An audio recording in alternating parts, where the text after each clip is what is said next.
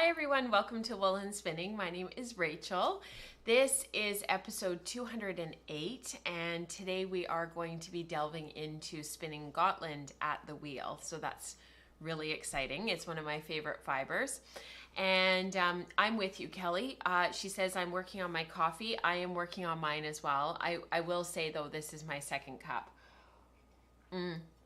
Although, does it really count when it's decaf? Because I only drink decaf. So I don't know. Once in a while, I'll have a regular coffee. But when I'm at home, I drink decaf.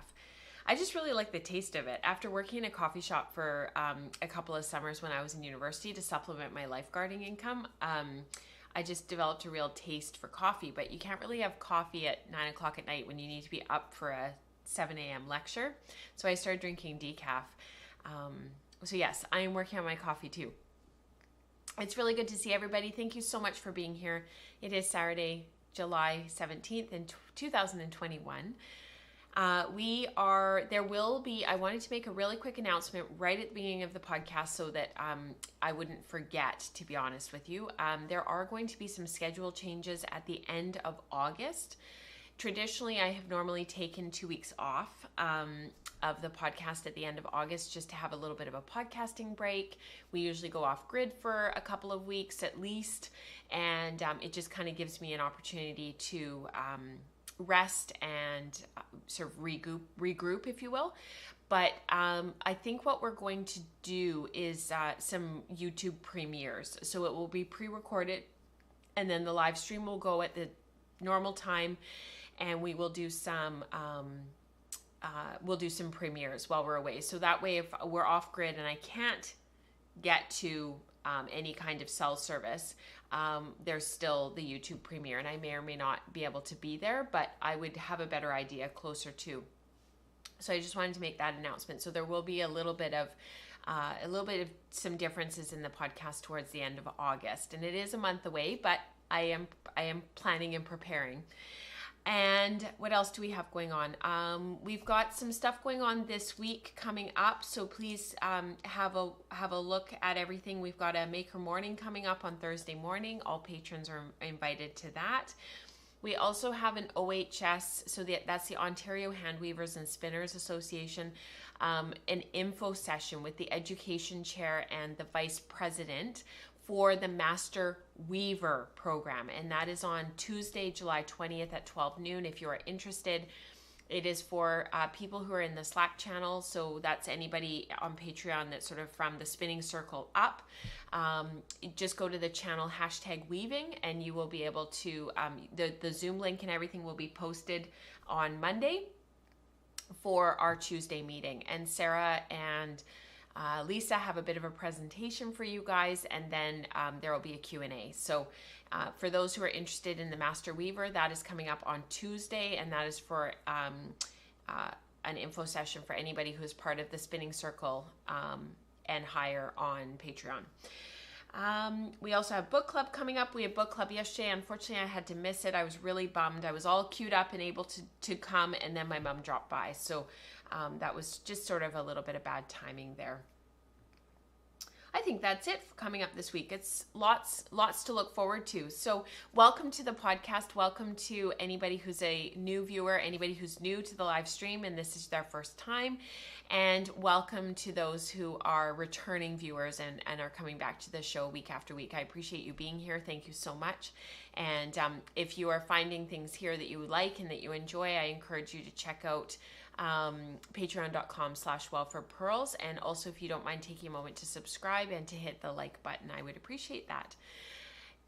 Patrons of the community and of the show, thank you so much for being here. I appreciate each and every one of you, and I appreciate you guys just being here week after week. And the live stream has become a very, very busy place. So thank you so much for all of your involvement and just for being here this week and for participating. So what do we have in store for us today? So we are continuing to work through our School of Sweet Georgia Spinning Sheep Breeds kit. So we've already spun 5, which is just mind-boggling to me that we've been doing this now for five weeks. And I finished up the Romney from last week, and it just came up absolutely beautifully. So this is 4 twists per inch. So I spun it exactly as I talked about last week on last week's show. And if you're wondering about all of that, I encourage you to go back and have a watch. This came out absolutely beautifully. I'm just so in love with it. And one of the things that I did while I was spinning it was I kept track of everything that we were talking about in last week's show. So I'm not going to go over it again because it's a lot of repeat. But my goal was to finish up to match the general kind of measurement of crimps per inch to the finished yarn, which is about 4. As I was spinning, I was sort of thinking, you know, this is really interesting because if I spun this any higher, so this particular Romney, this particular fiber, if I had spun it more to like 5 twists per inch, so that would mean that over an inch there would have been 10 bumps, and then it's a 2-ply, so divide that in half and you get 5 twists per inch. It would have felt a little bit crunchy, and this is kind of on that line of being like a really, really excellent sweater yarn. And so I was sort of thinking about it, and I was like, I wonder what would happen if I spun it. So I wouldn't want to go up with this particular yarn, but I was spinning Romney for the wool circle. And this was some Romney that we were sampling last Friday on that live stream. And if you want to do this, what we've been doing for the last 5 weeks, if you want to do more of that, then I encourage you to check out the wool circle because we do that twice a month at the wheel live stream, this same format, but we're actually on the wheel for the whole time. And so this yarn was another Romney, and so I decided let's recreate this yarn, but but with a little bit less twist. So this is more like 3 twists per inch, and it's quite a bit softer spun. It's a gorgeous gray color, but you can see when you hold them next to each other, it's just more softly spun. It's not as tight. The twist angle is a little bit gentler. The yarn is a little bit airier. This is a little bit more dense. This would make an amazing sweater yarn. This would make an amazing shawl yarn for a lace. Although the halo of this Romney, because it's got quite a halo. It's almost kind of a bit more like Wensleydale because of its halo. Would obstruct a really complicated lace pattern. So I would probably just use it for something where I could put it with a really high contrast yarn in a colorwork shawl rather than trying to do really complicated lace, but it would just be ideal. So this is 3 twists per inch versus 4 twists per inch, both Romney, and they made 2 totally different yarns, and they actually have a different feel. They're both soft, they're both next to the skin soft, but the one is just more softly spun, which is really cool to see the difference between those two. Part of the reason why I kept this close by is because I have kind of amassed over the last couple of months from all of the spinning that we've been doing on the wool circle. I've amassed this really kind of fun collection of naturally colored yarns. So at the top is my Romney Icelandic. This is the 100% Romney. This is the badger, the Welsh mountain badger face that we spun on the wool circle that Samantha sent to me. I'm not sure I've seen Samantha's name. Oh yeah, there she is. She's here. And then I also have this UK Shetland that was a mixed fleece, kind of a humbug, carded all up together from Small Bird Workshop. And these 4 just happened to get thrown on my cart over there together to kind of get stored and to sort of put away basically. And I was looking at them and I was like, they are so perfect together. These 2 are quite similar, but different enough that you can tell that they're different yarns. And I might keep this one out, but these 3 for sure, I would like to try to use in some sort of project together. I got over all of these are sort of about between, this one's probably the lowest, it's about 150 yards, but these 2 are quite substantial in their yardage. So this is over 400, so I might keep that one out. But anyways, I just thought I would really like to find a use for those 4 yarns all together because I just love them. And the badger face was quite coarse. We talked about this on the wool circle as well. It's quite coarse, it's toothy, there's some Kemp in there, you can see that in there, those dark bits that are kind of sticking out. There's one right here it's like these, it's just Kemp. That'll fall out, but in the interim, it does make the yarn a little bit coarse and a little bit toothy against your skin. But in a sweater, who cares? So really, really fun. So definitely 3, but maybe the 4 of them, I'd like to figure out something. They just work really, really well. It's funny actually, because Diana just said from her monitor, it seems like they're almost like cool grays and bluish whites. That's exactly what this one's like. It's almost got like a blue tone to it. And then you put the warm brown next to it, and it just glows. And it's almost like a gradient. Isn't that fun? So definitely would like to figure out something for these yarns that I could do together rather than just throwing them into my stash. Because of course, so often that's what happens with my sampling is I'm kind of on to the next thing. I know you guys know what that's like. So without further ado, let's get into the show, and I'll just have a look at live chat and catch up with any questions.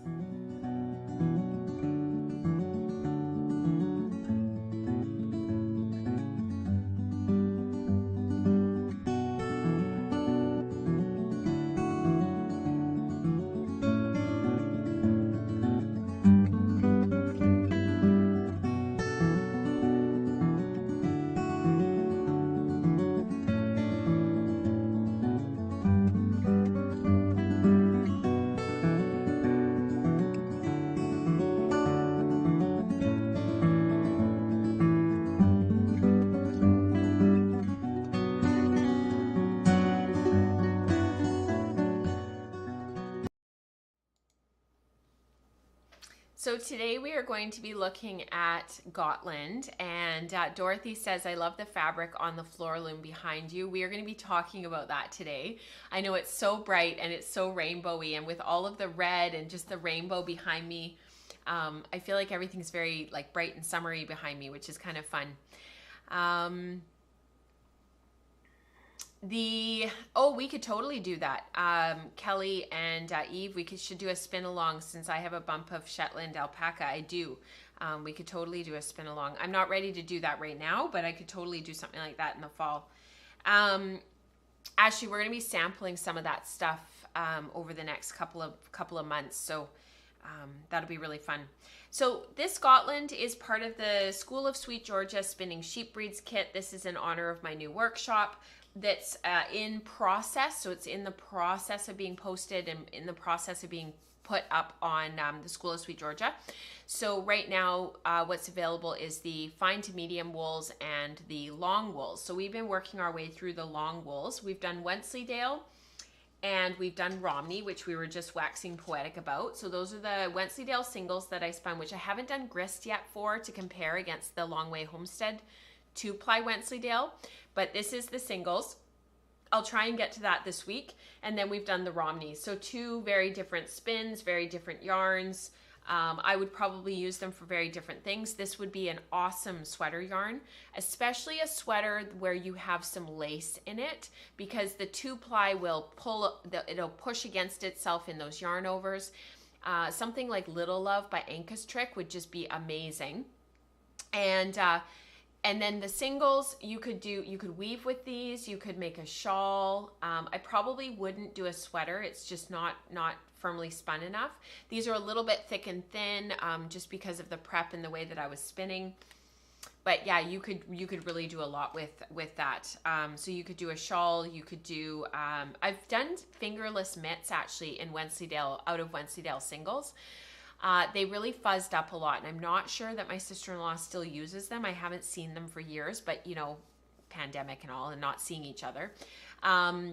I'll have to ask her, because it probably just needs a really good cleanup. They probably need a really good cleanup with like a gleaner, and that would work.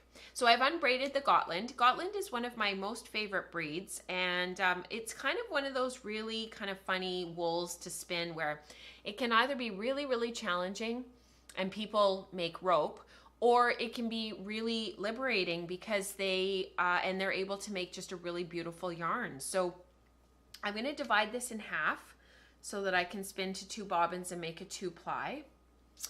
And I really like Gotland left as singles. I really like Gotland as a 2-ply. I have seen Gotland as a 3-ply, but it's not my favorite. I find by then it starts to get a bit too dense for my taste. I would love to see Gotland as a boucle. I think that would be really, really pretty. Yeah. Let's see what I would love to hear. There are quite a number of people in our community who have spun quite a bit of Gotland. So if you guys could share, oh my goodness, Rebecca, you have a pound of dark gray Gotland. Oh my goodness. So, or I want like a pound of the beautiful dark gray Gotland that I got from Sweet Georgia. Rebecca, if we can talk, because if you want some Gotland sent to you, I have several pounds in my stash. So we can chat. So I would love to hear from you guys. I'm asking you guys a question. What is your favorite thing to do with your Gotland yarns, and what are some of the techniques that you use to spin Gotland? Because we have had a lot of people in the community recently spinning Gotland, and it's been really, really fun to see.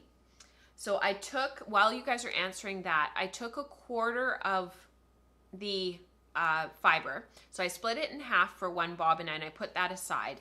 And then the other half I split in half. So I've put the other half aside. So this is a quarter what I've got here, and I've split it three more times.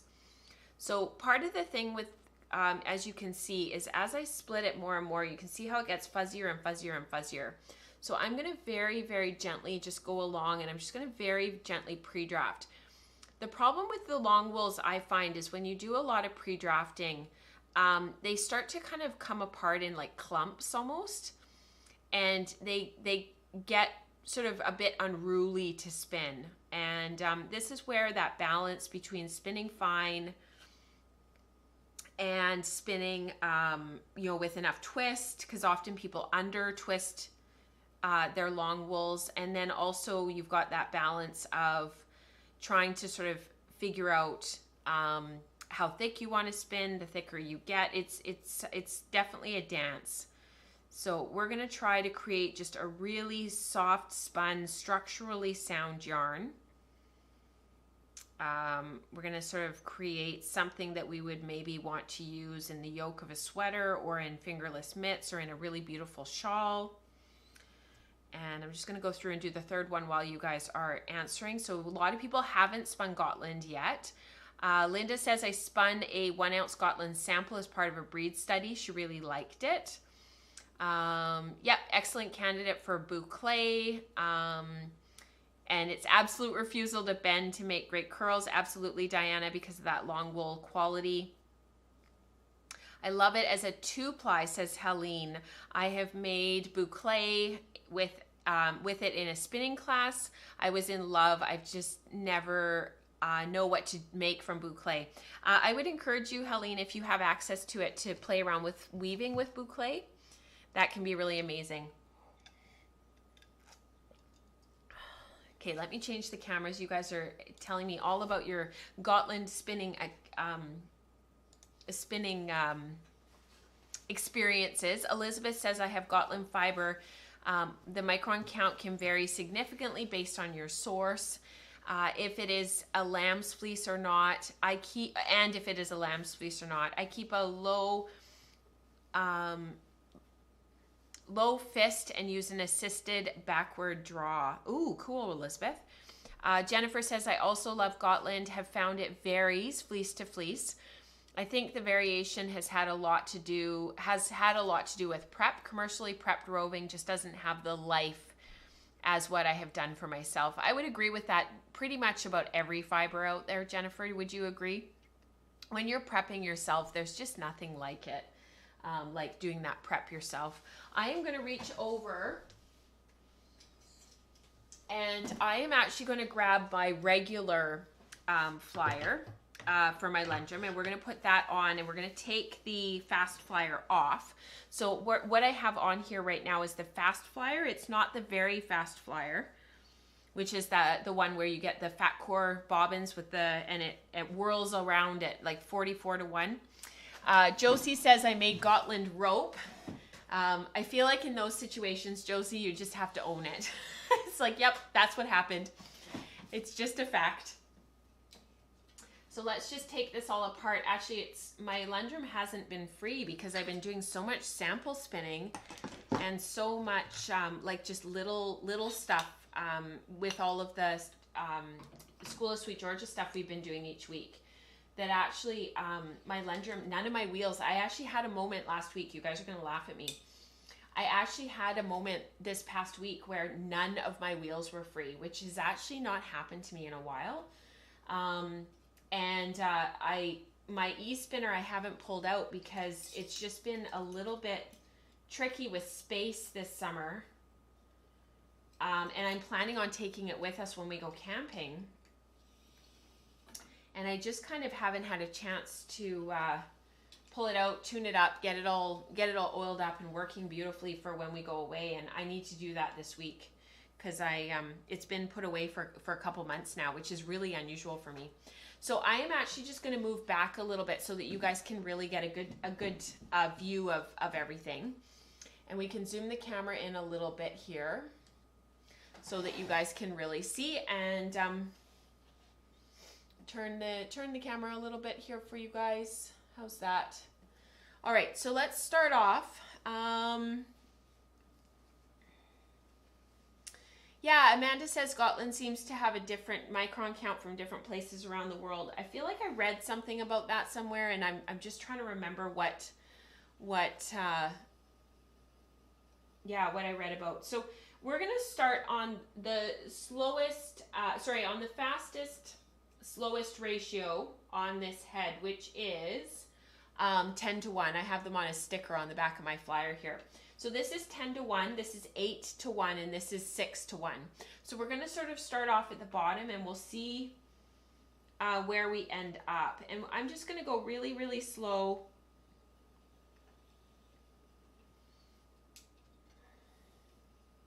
Just want to make a really gentle yarn, not a really hard twist. We've got some short bits in here. We've got some longer bits. Trying to keep the twist a little bit lower. Keep my feet kind of slower. There's a little bit of Kemp in here. And you can see how you get these short bits coming through where you end up with these kind of thicker bits. Where the yarn is, it's a little bit hard to draft it like really, really consistently. This is where it's really easy to end up with not enough twist. So where you're drafting back and you're sort of feeling like things are kind of letting go, you don't have enough twist, your singles are being ripped out of your hands, things are kind of not going really super well, and you start to sort of almost sort of treadle faster and treadle more, I don't know what the right word is, but almost sort of like a bit frantically, because you can feel that there's not enough twist and everything is sort of falling apart right here, right at your fingers. So if we just slow down, slow our hands down, keep them a little bit closer together. You see how close my hands are? This is quite short stapled. And I'm just gently going back, keeping my feet relatively slow.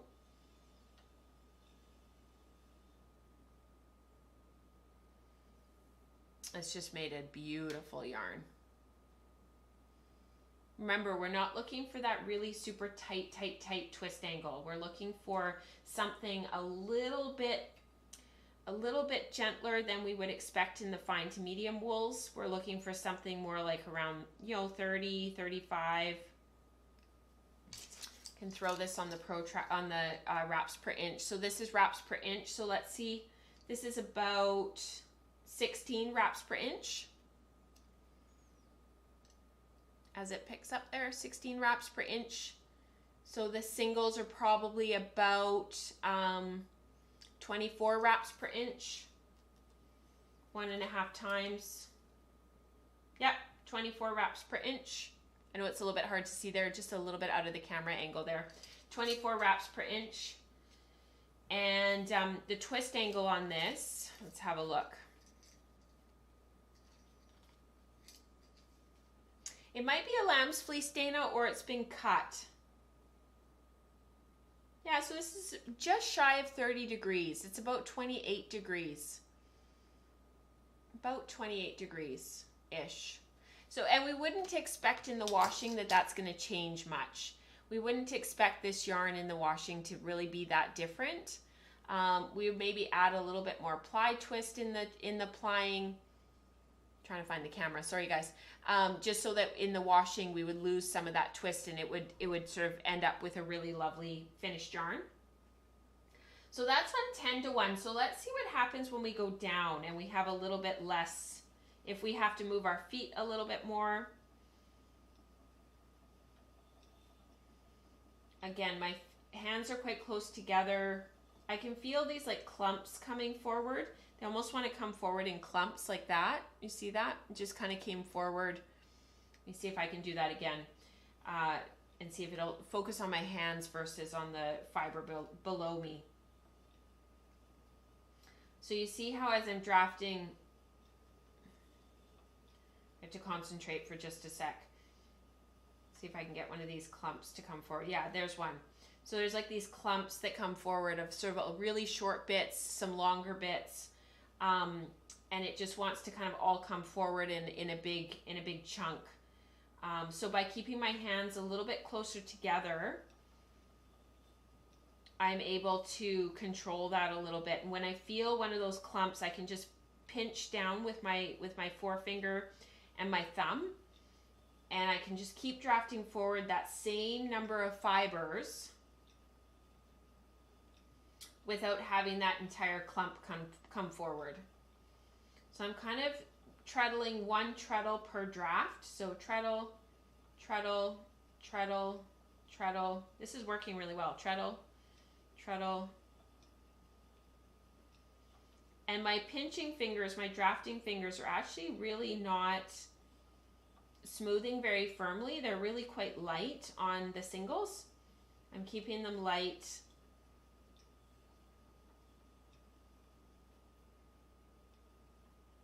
Light and easy.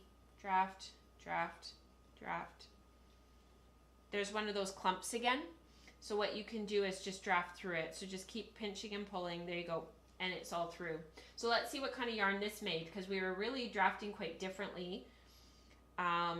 This is not, so look at this. As I'm doing my ply back test, have a look. I know it's hard to see because the camera keeps missing. Look at this.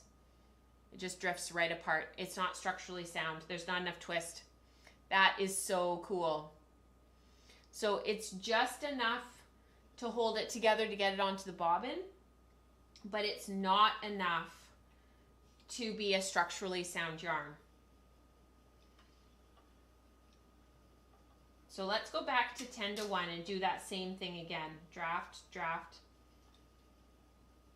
Now I have to get back in the rhythm. Draft, draft, draft. So this is going to be a bit ropier. I can already feel it.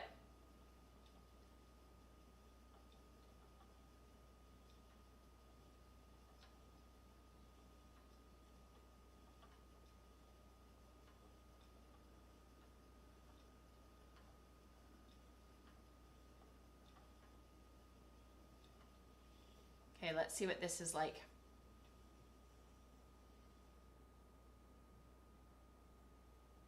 So again, very low twist. You think you're putting in all this twist, but look, you're not.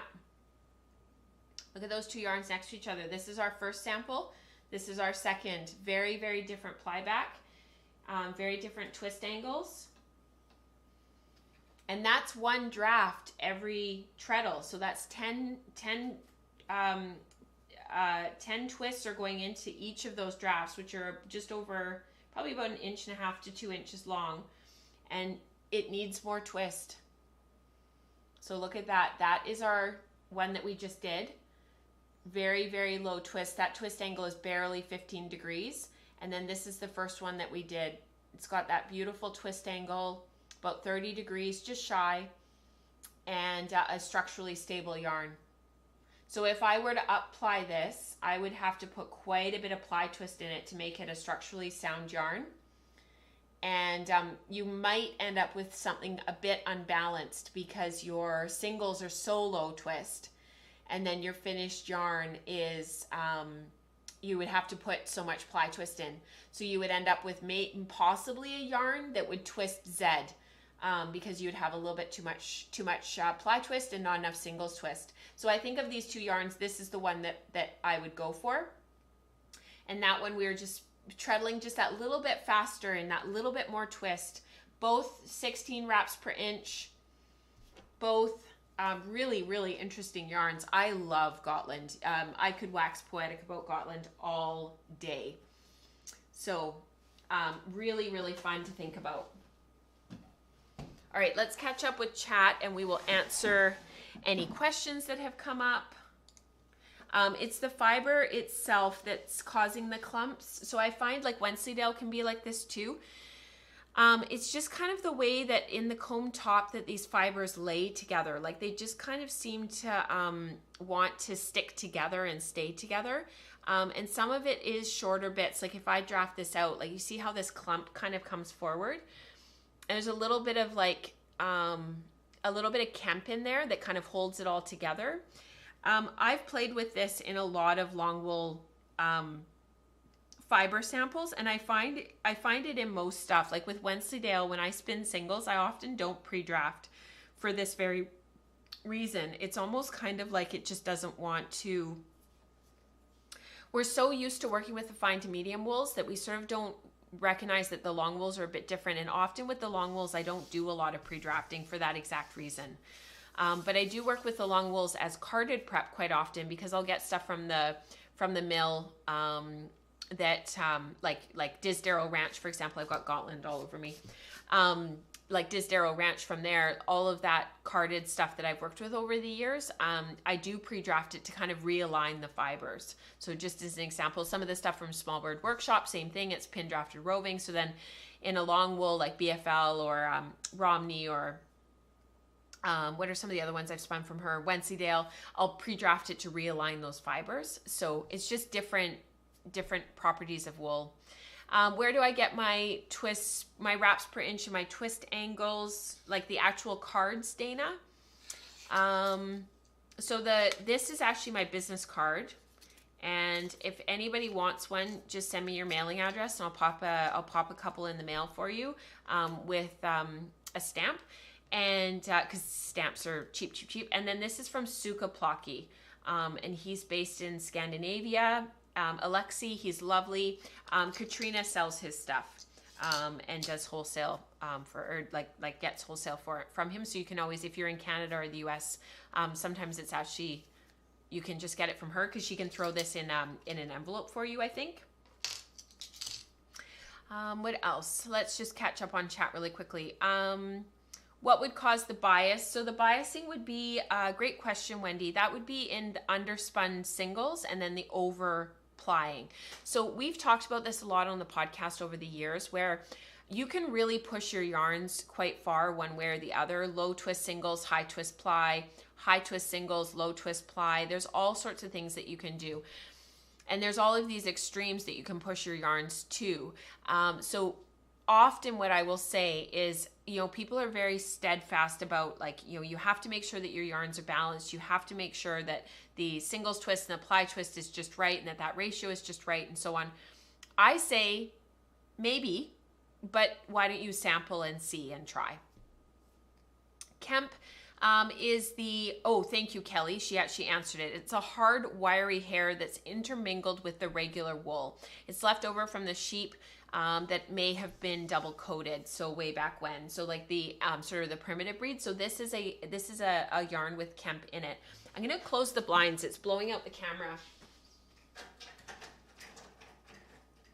I think they got opened last night and then I forgot to close them this morning, but it's just enough sunlight that it's kind of blowing everything out. So if you look really closely, and this is the Badger Face Welsh Mountain that Samantha sent me. So if you look right in here, there are some black fibers that are sticking up and out. There's some here, there's some there, there's some sticking out up top there.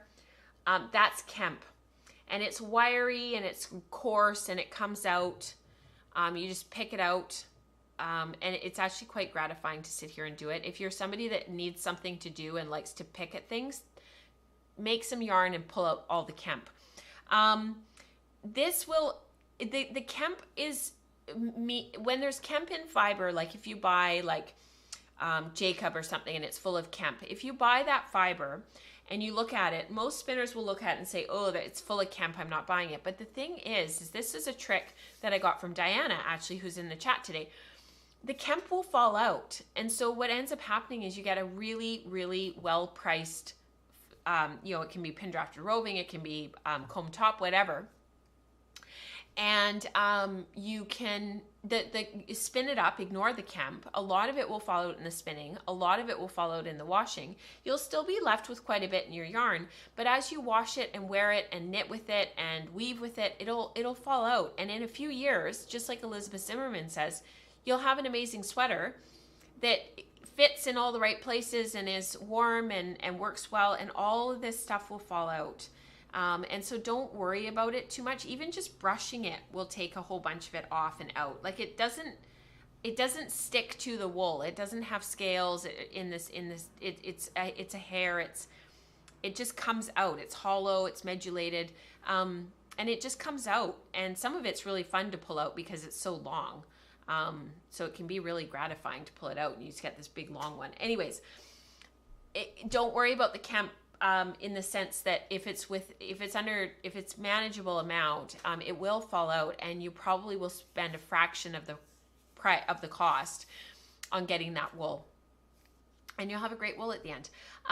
If you had to choose between Gotland and Jacob, which would it be? Great question, Eve. I love your little evil face. It would be Jacob. I have to admit, Jacob would be my pick, but I really like the kind of more downy kind of. Speaking of Jacob, I like these fibers. I like these medium kind of, this is a fiber, this has Kemp in it actually. All that white stuff, that's all Kemp. This is Jacob, and I just love it. I love it, love it, love it. This is some sort of dark brown, almost black Jacob that I'm going to put with my breeding color study. Was it a Gotland blend or 100% Gotland from Sweet Georgia that you spun last year? I don't think I spun it from Sweet Georgia. I think it was the Spunky Eclectic that I spun, and that was 100% Gotland. And I did that on my spindles. That was in the intro credits. The second skein that was sitting there that was colored, that was from Spunky Eclectic, and it was a 100% Gotland. From my experience working with Gotland fleece from Fiber and Forge, it will felt easily. I had some success spinning soft singles and applying high. It all settled to be a soft yarn. Oh, wonderful, Diana. I don't remember seeing that yarn, but I'm sure it was on your Instagram at some point. I try to keep up with everything, but oh my goodness, it's just so much. It could, yeah, that's true, Amanda. For the Gotland, it could come from the Goot. Is it Goot? Ancestor. It depends on where it was sourced from, right? If it came from North America or if it came from Sweden, because it gets very, very tricky. And I talk about that in the workshop in School Sweet Georgia, where your Gotland is coming from. Josie, on the topic of Kemp, you will know when you stumble upon it. That's so true. A bit like gray hairs. All right, so yes, it is, Kelly. That's a great segue. Thank you, Kelly. Into our, I wanted to talk about weaving this week. So I had a little bit of time. The kids were playing, and they had a great week. I intentionally kept this week really super quiet. We had no plans, no play dates, nothing. It was really, really lovely. And we just stayed at home all week and just played, and the kids played, and it was really quite lovely. And so that meant I also had a chance to put a warp onto one of my looms finally. So this is the primaries and secondaries gamp from Jane Stafford from the Online Guild. And this is from season 2, and I think it's sample number 7. So I tied it all on, got it all warped up. And as you can see, it's a rainbow, which I kind of am a bit ambivalent about rainbows. I don't love them. James keeps coming over and stroking it and touching it because he loves rainbows. He loves all the colors. Anyways, and I started weaving. As you can see, I wove my header, and then I was going into the towels. And I kept thinking, that's kind of weird. Why won't this part of the warp spread? It just won't spread properly. Like, why is it not spreading? Why aren't these threads going where they need to be? And why aren't they going to where they should be? So James was helping me this past week, and he was threading the reed. So he was slaying. So I had threaded all the heddles, and then he slayed the reed. And when he so I did it from the midway point. So I slayed out from, this is the midway point. I just know that it's the green. So I started here and I slayed this way, and then I was starting here and I was slaying this way to finish up. So from about here to about here, he was learning how to do it. And so I was trying to show him which slot to go in next. And it's a 12 dent reed, and we were slaying 1, 2, 1, 2, 1, 2. So for those who don't know what that means, it's so that you can get your correct ends per inch for your 18 ends per inch across the loom. So this is being woven at 18 ends per inch. It's a 2/8 cotton. And I realized, I took a closer look, because I was like, that's so weird, it's not spreading. We missed some slots. So he had missed several slots in here, and then he missed several slots in here. So you can see that no matter what I would have done, the reed wouldn't have moved over and redistributed and done all the things that it was supposed to do. So I thought about unweaving, and I thought about and untying it off the front beam, and I kind of went through my options. In the end, I decided to just cut it off, show you guys, and talk about it. I thought I had double checked. I thought that everything was right. When I went to do everything, it was all good, and I missed it. So I ended up just cutting it off, and I started at that section. So I went back to, I obviously left everything else. I went back to that section, started right here, and I re-slayed all the way across for the rest of it, and just redid it. And that way I knew there was no mistakes, and he had done the rest of it absolutely perfectly. So he doesn't need to know that there was a mistake. So let me show you where I'm at right now with this warp. So this is me putting it onto the loom. So this is the Louette spring. It's what's behind me here. What I really like about this loom, since being able to purchase it third hand, is that I can actually warp it myself. So this has been a game changer for me, because the jack, the Leclerc jack, I have a Leclerc jack, it's a Nihilus 2. It's the one with the higher beam at the top. Because it's just that little bit too far to reach, and I'm just not tall enough, I can't warp it myself. I need Mike's help, or I have to use weighted down 4-liter milk jugs with the warp tied to it, so that I can drag it across the floor. I can't do it by myself. Whereas with the spring, I can actually hold the warp and wind on like 5 or 6 cranks, and then go back, redo it, wind on, go back, redo it, which has been a game changer, because I was actually able to get this onto the loom and warped and ready to go within 3 days. So I wound the warp on Wednesday. I threaded and slayed on Thursday, and then I started weaving yesterday. So that's a game changer for me to be able to do that by myself. I can see that if I were warping for the full width of the loom, which is 36 inches, then I maybe wouldn't be able to do it by myself. But this warp is about 25 inches wide. It'll make kind of slightly narrow tea towels, a little bit narrower than I prefer. But you'll be able to fold them in half, and they'll be a proper length, so it'll be okay. Good to see you, Becca. Thank you for being here. I know it's sort of a tricky time for you. So, yeah, I was thinking about a warping valet, Michelle. Part of the problem is I don't want to have any more equipment. Like, I was looking at like a warping trapeze. I was looking at some different stuff.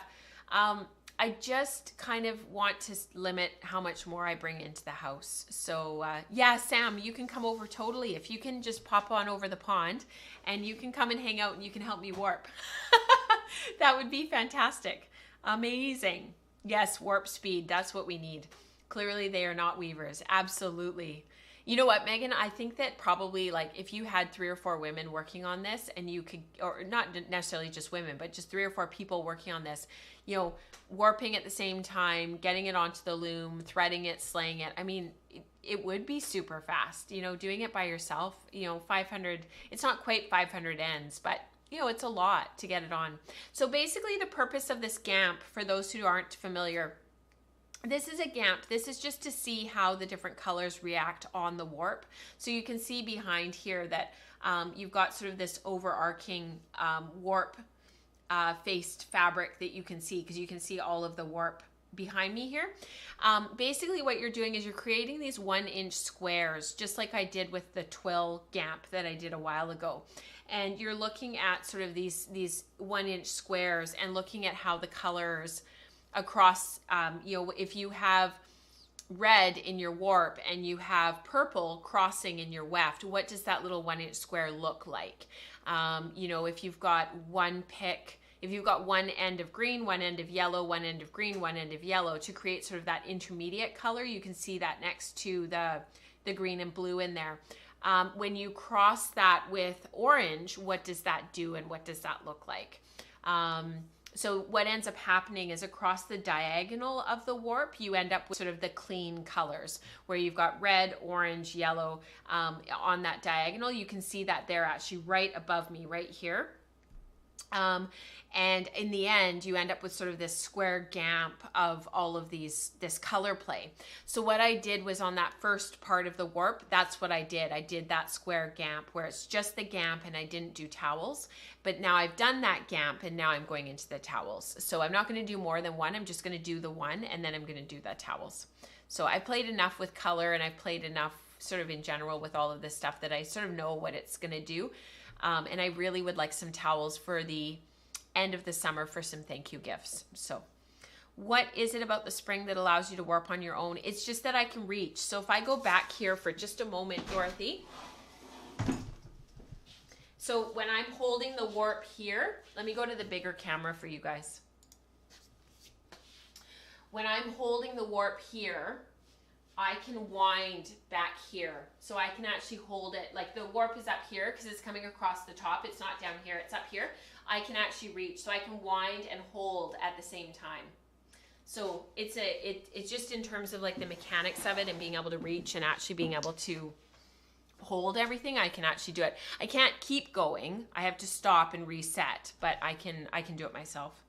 So let's go into community participation because I'm very aware of the time and I just don't want to lose track of time. So I will see you, we've got credits to roll and then I'll see you guys on the other side.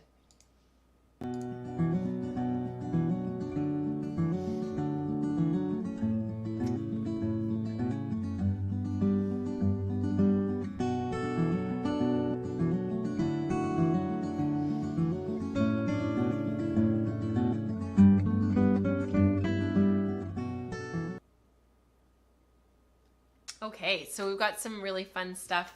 I'm just going to move this camera here because the camera for the other stuff is just right in my way. So now I can move it over because we're kind of done with the Gotland. A couple of questions were coming in while the credits were rolling. So I'm just going to answer them really quickly. So, well, not quickly, but you guys know what I mean. Okay, that's really helpful, Michelle. Thank you so much. So she's just talking about the warping stuff. Kelly asked, how wide do you like your towels? I really like them 24 to 26 inches wide. That's kind of my favorite. 26 inches is like perfect. 24 inches is sort of about the narrow, like the most narrow that I like to get. These are about 23, 22 even maybe, because on the loom they're 24, 25, but then there's draw in. So maybe they'll be okay actually, now that I'm thinking about it. But the compact wove to a 24-inch wide weaving width, and when I put the towels on the compact, I would put them right out to the outer width, like I was weaving to the full width of that compact. So yeah, so that's sort of the bare minimum. Some of the towels that I've made that were a bit too wide were like 30 inches wide, and that was sort of getting a bit too big. So hopefully that helps. But yeah, about 24 to 26 inches wide, and then I like them to be about 32 inches long, plus your hem. So about 34 inches weaving width, maybe 33 inches. I can measure for you and we can talk about it in queries. I know you're not necessarily going to be able to be there today, but I'll post it in the channel. All right, so Let's talk about community participation. So for the month of July, it's Tour de Fleece month. So tell us what your goals are for this year's tour. And I had actually forgotten to update the link for Ravelry to answer in the episode thread. So thank you so much to Florence and I can't remember who else it was that that said, oh, there's no link. So here is the link here. And you guys can pop that into the Ravelry link, or you can comment right here on YouTube in the comment section, not the live chat. And I am going to be sending out, and I don't actually know. I just made them this week. That was part of staying home this week and just having a quiet week, was making up these little sample packs. So for June, July, and August, I'll be sending out one of these. So Jan and Christina, I'll be sending you guys out these. I tried to get them in the mail yesterday, but it didn't really work. I'll send them on Monday. There's 3 nests for you to work through with our camelid spinning that we've been doing. So there's 3 different blends for you to play with. Some South African yak and camel. There's some alpaca yak camel tussa silk. And then I can't remember what the third one is. It's just hidden. But I made 3 different samples for you to play around with to sort of go through the sampling that I did for the spinning pearls and for the how I spin content. So you guys will be able to follow along with me on that. So that's super exciting. So this first one is from Hannah. This is actually a throwback of our breeding color study when we did Dorset Horn. And this was one of my favorite studies because I love these colors so much. Oh, that's awesome, Wendy. My husband was so thrilled to see himself on the show last week. That's wonderful. I was wondering, when is the last day of Tour de Fleece? It ends tomorrow.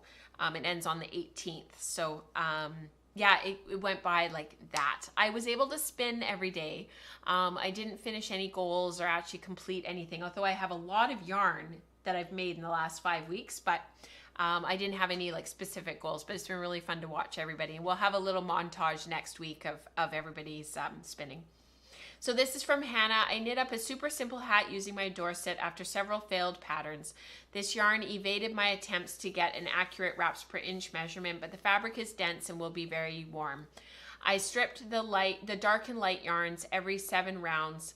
Sorry, I striped the dark and light yarns every 7 rounds after the brim, and I quite like the color play. I just think it's awesome. And it's so subtle, that striping, that to the untrained eye, they wouldn't even know there's 2 different yarns in there. It's just beautiful, Hannah. Well done. This is from Tracy. This is another throwback with her Chevrolet color study. So this was from last summer. Tracy says, I wanted to pop back in and show my completed mitts from the breed and color study. I really struggled with this because the colors were just not for me. In Queries and Explorations, we recently talked about the part of the challenge related to color, and that gave me renewed interest. I pivoted from my original pattern so I could finish these sooner, making them pulse warmers instead of full mitts. My next project will be to make a second pair exploring these colors in combination with cool and warm colors to see what happens. I really appreciate the new perspective of participating in these studies, not just to learn about the breed, but to really explore color as well. Definitely opens up new freedoms. And if you are interested in participating in this round of breed and color study, I think there are a few kits and a few sets left. So we're back to our carded study, and the kit looks like this. We're looking at Jacob this time round. And if you want a kit, I think there's a couple of kits left, and those are the kits. So then you can do what you want with it. So lots of options, lots of play. And those are listed in Katrina's in her online shop, craftyjaks.ca. All right, so into breed and color study this round. So we just finished up our Shetland study, which was a really big study. This is from Samantha. I love her photography. I think it's your husband that does these photos, Samantha, and I think he just does a great job. Hurrah, by the skin of my teeth, I have managed to finish my Shetland breeding color before the next one commences. I used the combo spinning technique I read by Jillian Moreno in Ply magazine by splitting the braids, the small ones, into 4. I didn't weigh them, so they were not precise. I then combined A and A and B, A and C, B and B, B and C, and C and C. And that is how the stripes are arranged from top down. The pattern is Pearl Code Cardigan by Isabel Kramer. The purl has played havoc on my right arm, elbow, and shoulder, so have had to rest it.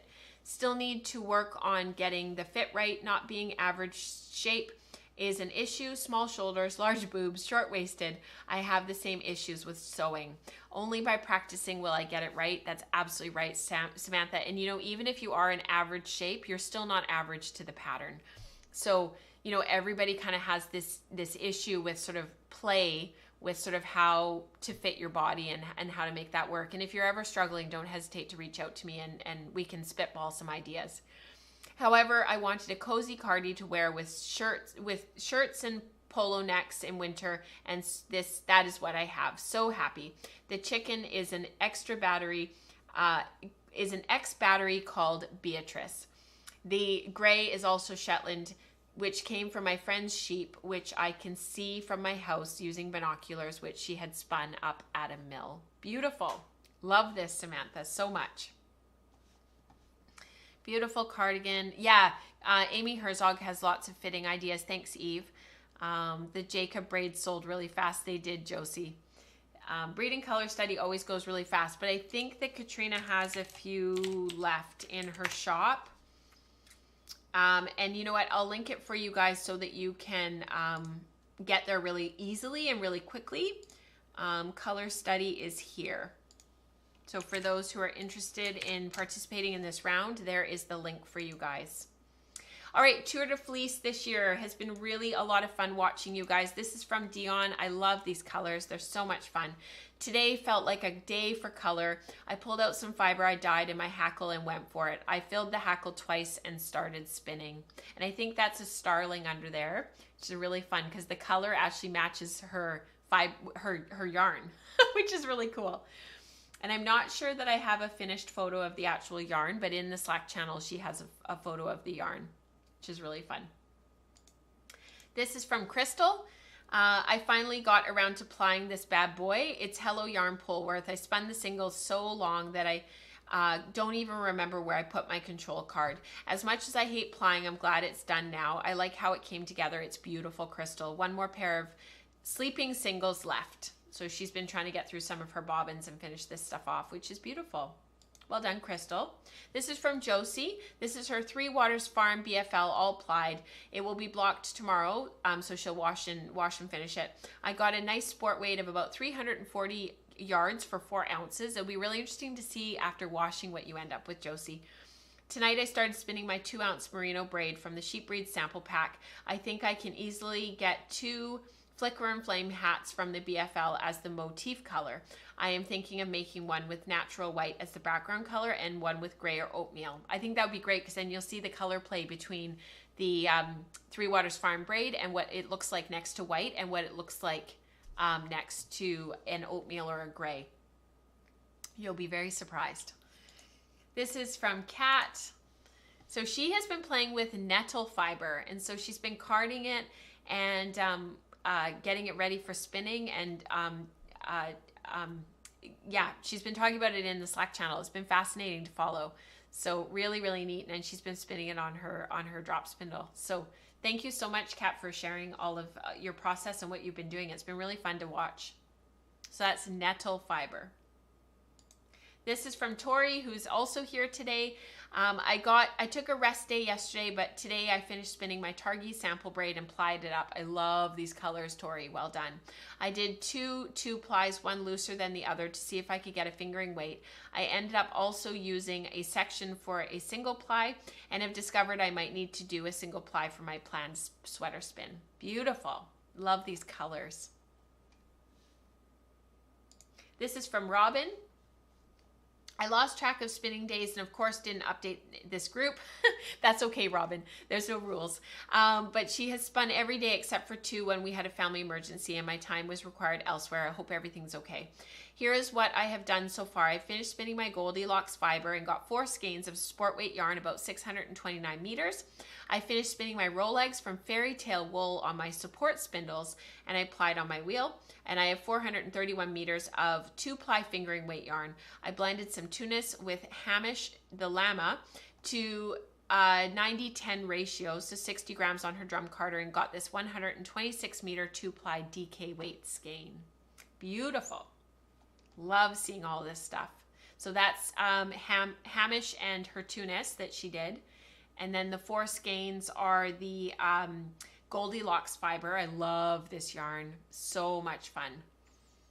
And then the final color is the fairy tale wool on her support spindles. Beautiful. Well done, Robin. This is from Spindle Spun Summer. This is Wendy. And I just love this. Anything camping, you guys. So Spindle Spun Summer, we're going, it started on the summer solstice. We're seeing how much we can spin on our spindles through to the autumnal equinox. And this is from Wendy sharing some summer spindling while camping and watching woolen spinning.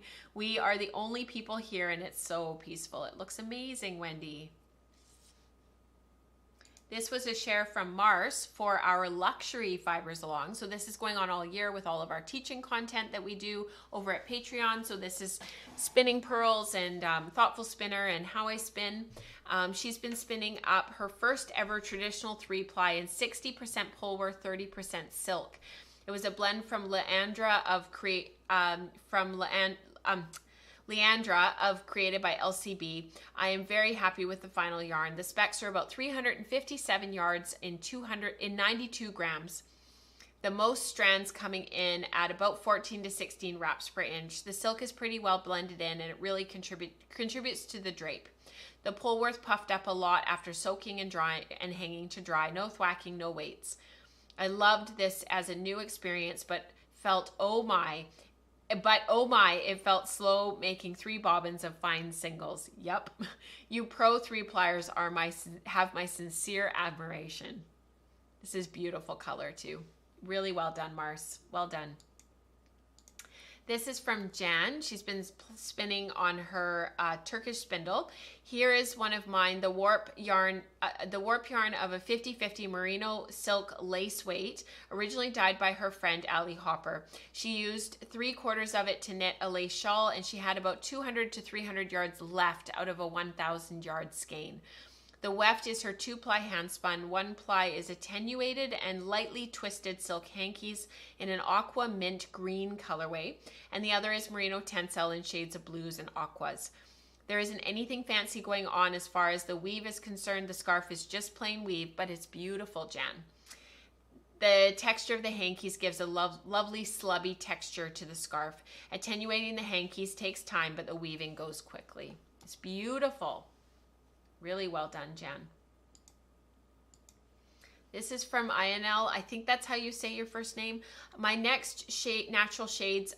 So this is natural shades along. So this is the other spin along that we've got going all year. I think we're just going to keep this one going, kind of like Zero to Hero, where we just kind of keep on going, because everybody's been so prolific with their spinning and their natural shades that I think we should just keep on going and keep celebrating all of these natural colors that we have access to in the natural world, whether it's wool or plant-based fibers or whatever.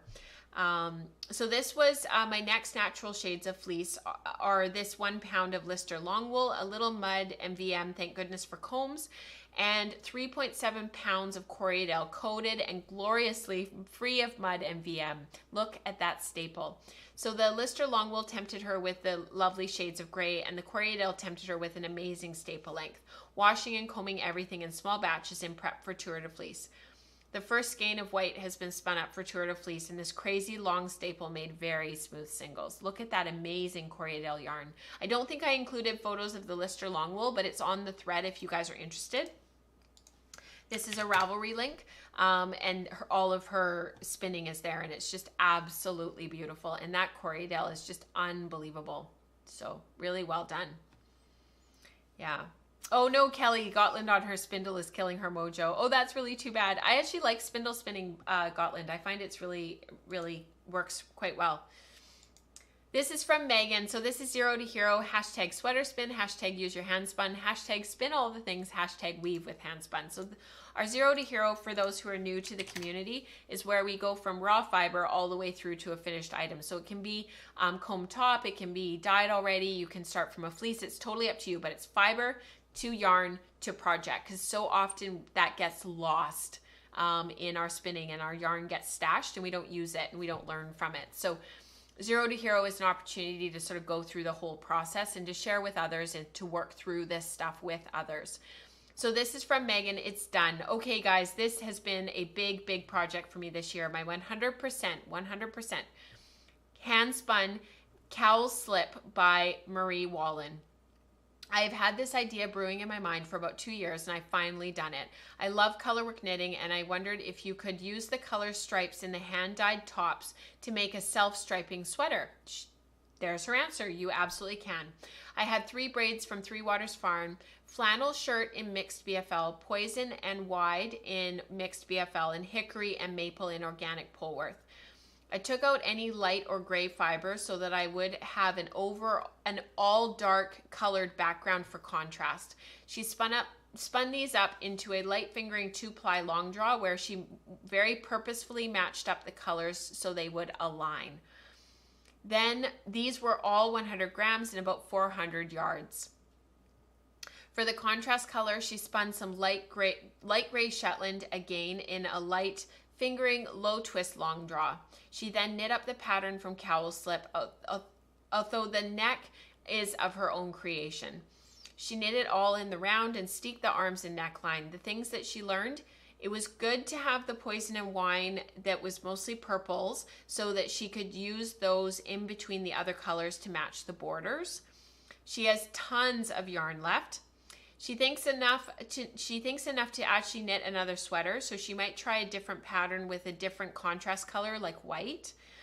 She's so happy with the results, and it turned out as she dreamed. I love how when you have the hand-spun colors from the top, the color transitions are very gentle and more watercolory than when you just switch colors. You can see this if you compare mine to the original, where my colors sort of watercolor together and don't have the harder stripes of when you switch colored yarns. I think that's absolutely true, Megan, and I prefer this effect as well. I love the project and we'll do something like it again. Beautiful, Megan. Thank you so much for sharing. This is from Alicia. This is our play and sample. So the creation of something new is not accomplished by the intellect, but by play instinct, from Carl Jung. This is from Alicia. As I've been spinning through the first 3 fibers from the Long Way Homestead Club, I've allowed myself to just explore. No sampling, no expectations, just spinning and learning the new breed. This approach has been so freeing for me. I typically enter a project with a strong idea of what I want it to be or how I want it to turn out, which can be exhausting. Absolutely. Allowing myself to learn about the new fiber and just let my spinning flow has been such a great experience. Needless to say, I have enjoyed all of the breeds I've received so far. The Wensleydale surprised me the most though, and I expected to have a meh experience from the long wool, but it was so much fun to spin. I totally agree. Mine was gray. Yours is white, but I had the exact same experience, Alicia. It drafted easily and quickly, plus the luster is just gorgeous. I also love the border cheviot, so that's the one on the far side, and it will absolutely be spinning some Tunis again. Thanks to this community for encouraging such a learning environment. Wensleydale is on the left and then the border cheviot on the right. This is from Vicky.